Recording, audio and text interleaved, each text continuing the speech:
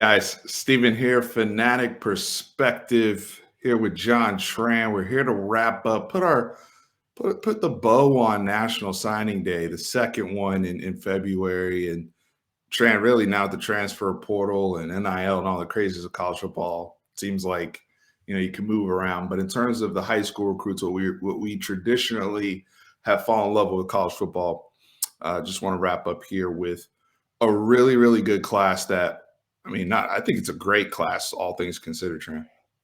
I think it's a fantastic class. Top five by most recruiting services. We addressed things that were our weaknesses this past year. It's really nice to see a coaching staff actually have a plan of attack and follow through with their plan of what they're going for within their recruits. So I'm extremely happy about it. We had the number one class in the Big 12, and I think our one recruit that we got yesterday was just the last feather in the cap, so to speak, for this class. And it's I'm excited. I'm excited about this class. I want to jump into what you meant by the coach's plan because there's some things that were mentioned by Steve Sarkisian in the presser, I think, that are really, really key to hit on. First and foremost, subscribe. You guys hit that subscribe button as you're watching in the off season. Us as content creators out here, we want to keep the party going, keep the momentum going into spring football. For those of you who are here for Texas content, for those of you who follow NFL content, or just myself in general, everything we're doing, Twitter Spaces, it all starts with y'all hitting that subscribe button, hit that like button, helping us grow. It helps us immensely. We're trying to get to 12,000 subscribers, be a part of the movement. Also, Super Bowl coming up, Super Bowl 56 coming up. We got a new promo at BUSR. So BUSR.com/fanatic. When you go to the landing page to sign up there, especially for those of you who are going to be new members of BUSR, the promo is bet $1, get $10 for every touchdown. Promo code LVI20 when you sign up. I believe you can also do that as you make a deposit for existing members. Check that out. So promo code LVI20. This is a special Super Bowl promo we are running. $1 for $1. Bet $1, get $10 for every touchdown. So really, really cool promo. BSR, the official sponsor, official sportsbook, official betting partner of Fanatic Perspective. Tran, you mentioned yesterday. So we actually did sign a guy yesterday who turns out to be, in terms of the high school kids that are being onboarded into the program, our top recruit of the class, Mr. Devon Campbell of Arlington Bowie High School, who is currently an offensive tackle. Now we can get into what position the brother will play, but Devon Campbell coming on board, who is an absolute menace on the football field, a violent football player in the best way possible, violent run blocker, but also has elite athleticism as a basketball player, as you guys see there. We're really, really excited. DJ Campbell, Devon Campbell, what have you, Tran, having this young man on board to finish this class. We end up with 7 offensive line signees. Yeah, I think he's the highest rated offensive lineman that we've actually signed since Justin Blaylock back in the day. That's 20 years So ago. yeah, I know, and it's welcomed because we saw the struggles we had on the offensive line. Yes, we did get better throughout the year, but in Kyle Flood, I trust, man. If he pulls in this with what we produced on the field, just give him some time to actually instill the right principles and the right technique. This kid, there really isn't a ceiling on him right now. He is No. a potential day one starter, whether it be a left guard or a left tackle. So you can't understate the fact that, because games are won in the trenches, and that's something that we've been missing on for years now. And it's just great to see the fact that we were able to pull in a blue chipper like this. We've been able to develop some guys into some pretty good individual players. And I think some of that gets missed. I mean, Sam Cosmi was a pretty good player after he redshirted 1 year in the program. They kind of knew he was going to come along. Connor Williams was unexpected, but those guys were 3-star guys that played, different positions at their high school. Some of them came from smaller high schools. We've missed, to your point, Tran, you look at that crazy 2021 offensive line class, just out of the state of Texas. We've been missing on that premier big man talent. One of the things, because I have, we big picture thoughts on this channel. Kirby Smart broke through this year. And Nick Saban, we're talking about the people at the top, the Georgias of the world, Alabama. Nick Saban lost to not one, but 2 assistants. And he was undefeated against his assistant coaches. Kirby Smart, 20-something games. Yeah. So Jimbo wins, right? And Texas A&M finished the #1 overall class. Former Nick Saban assistant. Kirby Smart breaks through. Georgia, we know how they've been recruiting since Kirby Smart has been there. They finally break through and win a national championship. But we talked about this on this channel 2-3 years ago with how good that class was and what they developed into. That class was good because it started in the trenches. And they weren't just getting guys from the state of Georgia. They were getting the biggest, best guys from all over the place.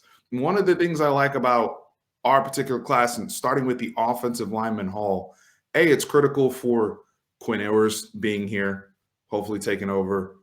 Arch Manning coming in, that's a prerequisite for the Manning family if we don't have what's needed. And you mentioned Kyle Flood, right? So Kyle Flood, and this is something we've talked about on this channel with Tope Amade, best offensive line coach in the country in terms of decorated, developing guys, and what he's produced, where he's been, whether it's Rutgers, Alabama, what have you, even the NFL level. Kyle Flood was this was an unbelievable cycle for him, even coming off a 5-7 season their first year at Texas. The fact that you can close, if you had told us before the year, knowing all these kids, us looking ahead before last season started, and you told us that we didn't know what the record was, but this would be your class, we take it.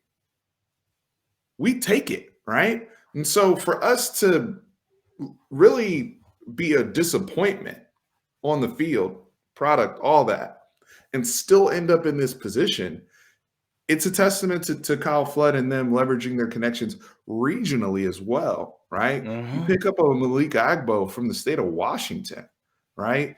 Hitting up high schools that you have not had success with in the past. Getting a Neto from Allen High School. I think the last person we had from Allen was like Dan Buckner or whoever it was. It's crazy when you start thinking about the regions and the schools and the networks that this coaching staff is starting to tap into. I think big picture, Tran, I'm really excited. Oh yeah, absolutely. Like I said, one of the things that's really important about the offensive line hall, and we haven't even touched on the defensive line hall too, because that's another thing that we focus on completely. But is some of Sark's plays, they're long developing. And you need those guys who could hold up for 3 seconds to get a nair down 40 yards down the field. You know what I'm saying? So that's why this is so important that we get those types of people who could be day one starters. Yeah, they are going to have their little bumps and bruises because it is a different world to go from dominating high school kids to try to dominate grown men. But he has the size. I mean, most of the offensive linemen that we have, Kelvin Banks, they have the size right now to be successful at the college level. The size of this class is already bigger than the guys we have, there. I mean, we got a Cam Williams out of Duncanville's 350, 360. Devon Campbell's 6'3", 310. Kelvin Banks already looks like 300, a model left tackle type physique. That means something to your point about the scheme. A lot of RPO stuff, but one of the key tenets to what Sark really wants to do at RPO, he needs to be able to run inside zone. but I can't run inside zone when my guards and my centers are getting blown up or they're You're not getting able to get pushed that back 3 push. yards. Yeah. Right. So, while it's great we had guys when we kind of got into some of the outside zone stuff, it was, we didn't have enough of that size to really make this thing hum with the rest of the personnel. So I think that matters. You also hit on, because I want to get to this before as we lead into the coaching thing, because you have a really good point about strength and conditioning. I also want to give a quick shout out to our boy Lando Show. He put out a great video today about the strength and conditioning program, and he kind of really broke down Sark's presser a lot more than we'll do. But go check that out. That's probably one of the best videos I've ever seen him produce. Hit up the Lando Show and go over there and subscribe. But go check out the video he put out today about this topic. But before I get into that, the defensive line haul, the one point I want to make on this is here. You guys, do they have the 5 stars like a Kelvin Banks and a Devon Campbell? No. Okay, let's keep it a buck. However, I really like the kids they got in here and their long-term development and filling positions of need, right? In terms of body size, play style, of what we don't even have on the roster. So we got a bunch of dudes that fill out what we didn't have. Where I'm excited in conjunction with this offensive line class is iron sharpens iron, right? Mm-hmm. So when we get in, because, and Tran, I will say one thing. I don't think they're, in terms of offensive line, I'm more going to say year one starters than day one starters, because unfortunately, only one of them's here for the spring. So everybody else is going to come in the summer. It's going to take a little bit of time. I can't expect them to be out there for Monroe unless unless somebody just comes in and just blows everybody out the water, from off break, right? But I expect people to be rotating in like a Campbell or a Banks and getting their feet wet. I do agree with Tran, though. By conference play, month and a half in, I think you'll start to see people go from rotational people to starters. But in regards to the defensive line, iron sharpens iron. I want to see Justice Finkley versus Kelvin Banks. We already saw it in the All-American game, and they were giving each other work, right? Iron sharp, that's where the Alabamas and the Georgias and what A&M's trying to get to in terms of when we are in practice, because this is an issue that a lot of people don't understand or know about. We misevaluated this team because we overrated our defensive line because they're not getting good work against scout team offensive line. So it's like, well, they're winning every time. Is that a good thing? Right? When you're really getting good work, somebody beats you with something that you're like, whoa, I got to go back and get with my position coach and study what he just did to me. So that doesn't happen on Saturday. So when we get out there on Saturday, the guy I'm going against is not as good as Justice Finkley. It's not as good as Kelvin Banks, whether they're starters or not. So iron sharpen iron. That's what I'm really. These kids are going to make each other better when you recruit that strong on the trenches on both sides, in my opinion. No, absolutely, and that's where the early Longhorns, the early 2000 Longhorns were really good. I mean, the wide receiver class versus the defensive backs, the offensive line versus the defensive line. They were stacked, and they went at each other, and they wanted to win every single time. So creating that sense of competition during practice, it ramps for the games. And I'm hoping by Louisiana Monroe game, some of these young guys are going to get in on that Louisiana Monroe game. I hope it's a blowout, and we get to see these young guys get some run. For sure. Yeah. I do want to hit on the presser real quick. So you took away a pretty key point about the strength and conditioning aspect, and I know you always listen in on the strength and conditioning stuff. So go take it away. It's important. It's extremely important to a physical game like football. Whether it has to deal with nutrition or explosive training or periodized training. It's extremely important for athletes to be on a proper program. One of the things that Sark touched on that really, behind the scenes, a fanatic perspective, Steve texted me, "Hey, watch this presser, you'll like it." and it was right after work, so I laid down, watched it, and to tell you the truth, I fell asleep and kept waking up in between every other one, and I woke up for this portion where he started talking about last year we had to retrain them on how to lift, which to me, and he said that's why we weren't doing a lot of explosive and a lot of power lifts last year. And that's something that Steve and I were talking about. We're like, where is the strength that we used to have? We were able to get a push on a line from the defensive standpoint. And it explains a lot, honestly, that they stopped doing that just to teach them proper technique. And he says he said they're now ingraining it into this year's program because they are ready for it. So I'm hoping to see this defensive line just have that attitude, have that extra push, just to be able to push people around. So to me, you can't just always lift heavy, but you do have to lift properly. If you're not doing it right, you're doing yourself a disservice, and you could be the biggest guy in the gym will outlift any NFL will outlift most NFL players, but can they have that functional strength on the field? So Functional that's what strength. that's yeah, Right. that's Right. what I took from it. Yeah, you want to get to the point too, because we talk a lot about the size we brought in, but we talk about Cam Williams and Devon Campbell. They play basketball too. Hmm. Kelvin Banks is a there's a reason why he can move around the way he can. You still want these guys to be able to move with a purpose, get to the second level. I don't want a bunch of hog mollies that can't go anywhere. That's still so. There's a yin and a yang, to this, so to speak. But I am. I'm really curious to see how that plays out as we hear certain things going into Alabama. Because to me, Alabama, at least that's the creme de la Yeah, creme. that's the yeah. You know, we're gonna be trying to block Will Anderson and Dallas Turner and trying to get pressure.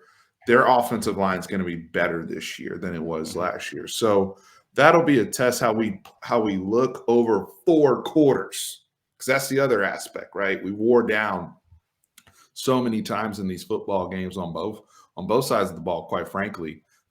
So conditioning, the whole aspect, especially for our big guys, I think it's critical. This team's getting faster. We see it across the board, because I want to transition into the young guys as we wrap up and kind of finish our thoughts, because and if you didn't see our original video back in December for the first sign day, go check that out as well. I'll have that link there. But we're now phasing into spring. We're now phasing into what's the outlook on this football team. Tran, of the young guys we sign, and you can go skill guys, you can stay with the big men, you can take wherever you want. I'm probably going to leave the transfer portal guys out of this for now, Yeah. just because it's a little bit different dynamic there, including Quinn Ewers. But who's underrated? Like, flat out, like, people aren't talking about him, but then the kid that's just going to pop up, and you're like, damn, he's playing, he's a starter. Like, what's up? So I don't think he's underrated by any means, but I think he's not talked about because of one of the transfers that we got. But Brennan Thompson, I think he's a prototypical Sark slot receiver, quick guy to get out in the open, get him schemed open to catch a ball, to get yards after catch. He's a guy that no one's really talking about because we pulled in Nair. So I think I'm not saying year one he's going to be that guy, but you saw the factory that Sark kind of produced in Alabama. He's going to be that. No one knew about Devontae Smith until until he caught the touchdown in the national championship game, and you saw what he became. So I'm not saying he's Devontae Smith by any means You know necessary, who but he's more so yeah, of? He's more in terms of comp to me, because he has world-class speed. But we speed. got Yeah, to see him. I mean, he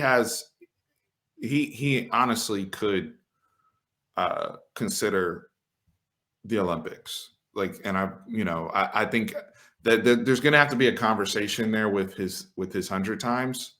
I mean, he's on the neck of Matthew Bowling at Georgia. He's going to be coming into college football. He's one of the fastest players in the country.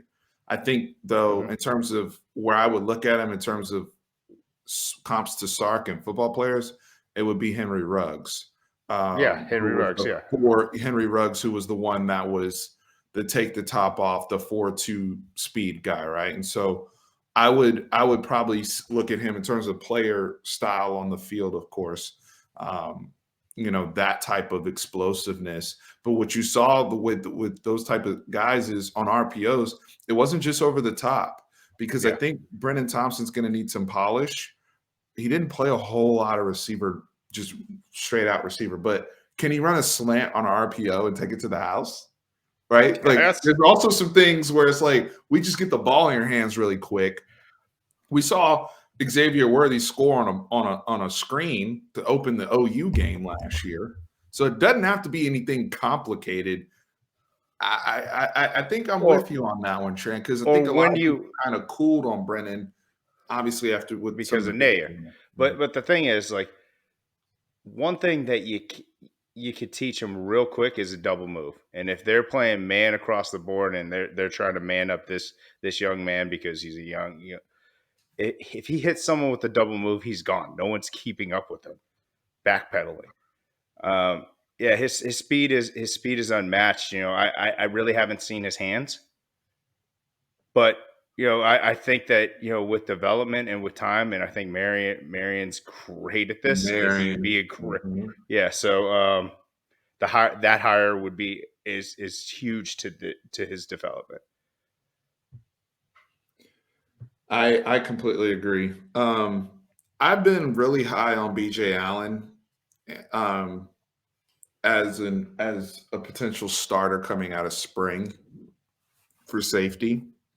I think he can rock, but he fits, because we haven't even we might have to make a Gary Patterson part 2 video, because again, Gary's gonna, I think his input and how they decide to coach these kids and the body types, and already hearing the rumors of Anthony Cook being a full-time safety, that tells me you want 4 people on the field that can cover people. That tells me you want more of the TC, or we're already shifting more to the TCU type style matchup where you're just a DB, right? Now you still have your boundary and your field guys, but you're more of a DB than you are just flat out, I'm a box safety, so to speak. And so when I start hearing those type of things, because the other big thing I think I want to end on is what Sark kind of mentioned in terms of, what's left of need, linebacker, safety. Those things came out the man's mouth. Y'all can go watch the pressure for your stuff. But in terms of people, areas of opportunity, I would actually say my guy, because I just, talked about BJ Allen, but everybody's been gassing him up, I feel like. Jalen Gilbo fits that profile too. And I think Jalen Gilbo had, from what I heard, had a pretty good week down in San Antonio at the All-American game. And is somebody who was like one of those early guys in the class that, came back and, kind of went through the whole process and ultimately ended up with us. And you know what? That's another transition there, right? Like, how many guys in this class were out and like Devon Campbell pushed his stuff back. Kelvin Banks was committed to Oregon. Quinn Ewers was at Ohio State and came back, right? I think that speaks to the strength of relationship building with these kids. Trent, I'm going to say this before I pass it over to you about some breakout people. I want people to remember this. This is why you don't jump on Twitter and jump on people when they decide to pick another school or decommit. The portal and everything going on now, 2 signing days, everything's fluid. Coach used that language too. Everything's fluid. So when we say that, y'all are looking at that A&M class, and I'm not saying they're going to go and suck. I'm not a hater like that or anything, right? But what I am saying is, if they end up in a log jam and there's a kid whose Texas was their fallback school, you keep the relationship. There's people that look at Ryan Watts at Ohio State, right? Coming back to Texas. So just because we may have missed on whoever, I'm not forget A&M. Harold Perkins decided not to go to Texas, not to go to A&M. Harold Perkins went to LSU. Maintain the relationship. You never know. Somebody could say, you know what? Upon second, just like a Quinn Ewers did, say, it's time to come back. So that matters with a lot of these kids. Some of it we saw in cycle, and some of it we'll see in the transfer portal. Early season breakout guys. So this could be now anybody. In terms of out of we can maybe throw the transfers back in if you want to. To me, Nayer's established. Yeah, Nayer's established. So let's make it fun. Let's make it fun. Not throwing the Quinn Ewers or let's not Ryan Watts like you said. Let's do the people that we just picked up. So the person I chose him in an earlier video is Justice Finkley. I think from an edge perspective, he has the size and the speed to contribute day one. Is he going to be a starter? No, but yes, he'll be in the rotation though. Yeah, he'll be in the rotation. Snaps. Yes, real snaps. Yes, real snaps. The way just I know he was doing it against high school kids. But he was doing it. He was doing it at the highest level of high school during the All-Star games. Him owning his man, and the one-on-ones. It's just if he gets one-on-one, I think his speed can translate to the college game really quick. I like Finkley. I actually, this is gonna be fun. Mathis is coming. I'm just gonna put that out there, right? Like I don't see anybody getting in the way of that. From my understanding, he's at TCU to finish his degree. He needs to graduate. Mathis is coming though. Like barring, hopefully, we can knock on something. But O'Shawn Mathis is coming, so now you got a real full blood edge. I think just that actually helps Justice Finkley a little bit getting on the field even sooner. Same. I actually think that helps Justice Finkley. So I could see a situation, especially with him being one of the early enrollees. I always pay attention to that. He's going to get extra time. He's got to get vital snaps in the spring.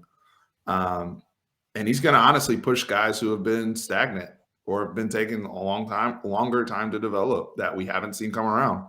I don't see why he couldn't start day one, to be honest with you. Opposite of a Mathis or push a OV or whoever. Justice is obviously going to be more strong side, I should say. But I think that's going to be really, really interesting to see how that plays out.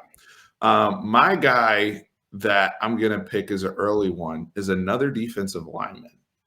And it's going to be on the interior. I'm going to pick Jaray Bledsoe. Mm-hmm. Jaray Bledsoe interests me because he worked his butt off to get to be an early enrollee. And I don't think that was necessarily anticipated, but he's on campus now. And I always said he's the guy in the class that, like, you're not going to intimidate. Like, there's a lot of these type of dudes, and clearly that was another thing that they were looking for. But attitude. He's got bad attitude in the best way. In a good way.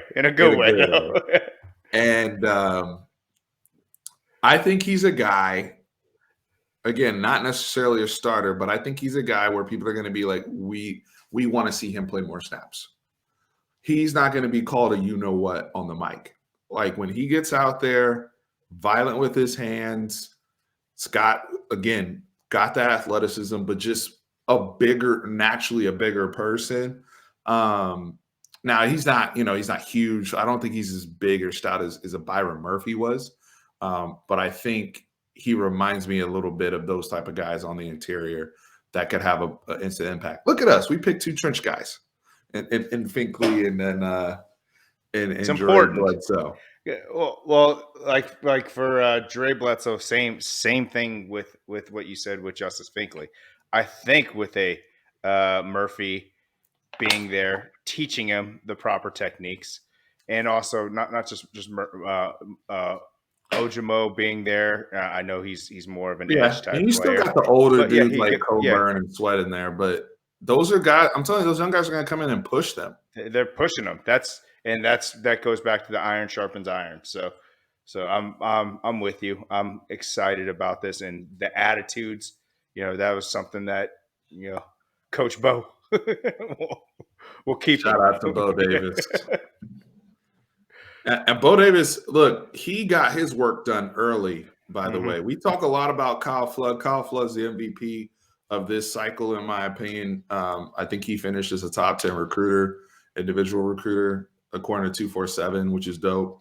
But Bo Davis got the party started. We got to put some respect on Coach Davis's name and getting this class together. And as well as the regions. I've talked about this before. You got me a Bama guy. You got me Louisiana in there. You got Mississippi in there. We got, East Texas in there. He did a fantastic job across the board.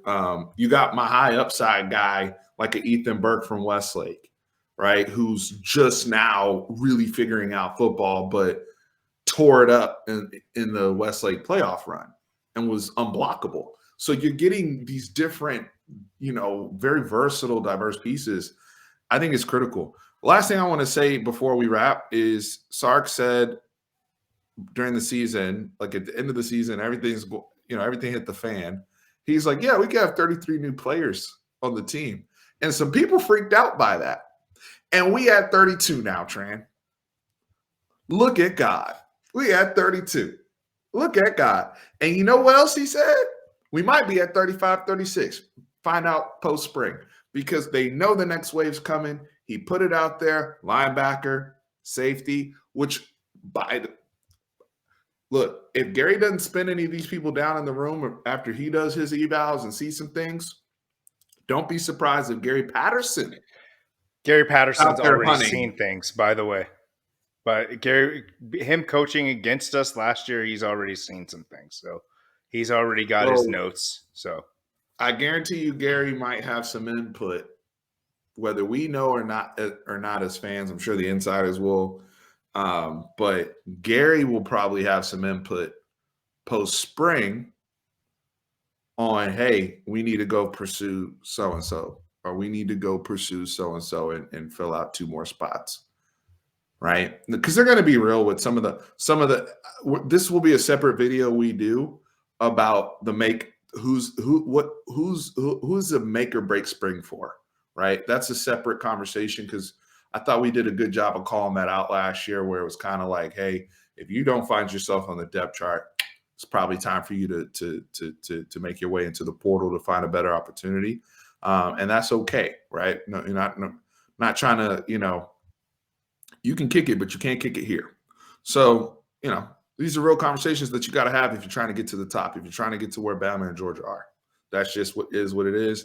And that's why we have to recruit like an SEC level program now and focus on these trenches. So happy that's the focus. Shout out to Coach Flood, Bo Davis, Steve Sarkisian, great, great class. Tran, thank you, brother. We like it. Thank you, man.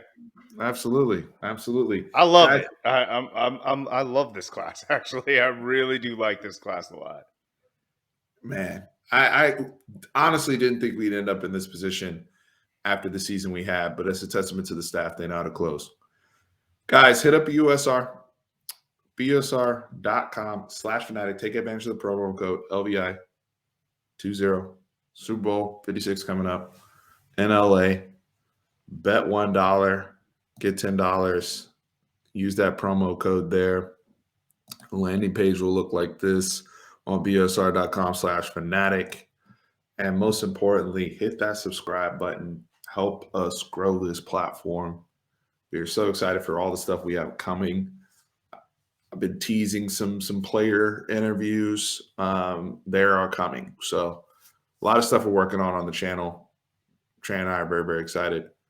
As always, guys, remember, long as always up.